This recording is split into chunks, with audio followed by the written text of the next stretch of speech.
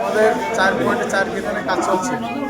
আমাদের কেবিনের যে সিলিং, এই সিলিং কেটে দিয়ে মালটা চাপা পড়েছে। অথচ আমাদের একটা হসপিটাল নেই। আমাদের হসপিটালের জন্য আমাদের অনেক ভোগান্তি। আমাদের এই নাভরণে এসে আমরা ডাক্তার পাই না ঠিক মতন। আমাদের যশোর নিয়ে যেতে হয়, যশোর না হলে খুলনা, খুলনা না হলে ঢাকা। আমরা খুব এই যারা কাটাকুটি আমরা এই খুব ভোগান্তিতে আছি।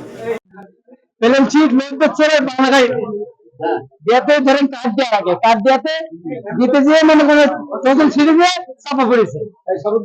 তখন চাপাতে পড়েছে দুজন লোক চাপা পড়েছে। যদি আমাদের কোনো একটা হসপিটাল থাকতো আমাদের এত কেউ আসা লাগতো না। প্লাস আমাদের কেউ নাই।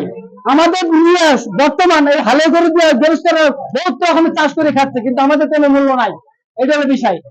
আমাদের 891 শ্রমিক ইউনিয়ন, ওখানে আমাদের শ্রমিকরা কাজ করছিল।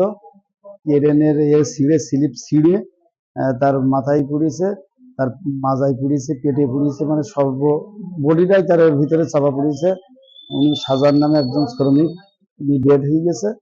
আর বাকি শ্রমিক যাদের লেগেছে, আরো 2 জনের লেগেছে, তাদেরকে যশোর সদরে আমরা চিকিৎসাধীন অবস্থায় পাঠাইছি।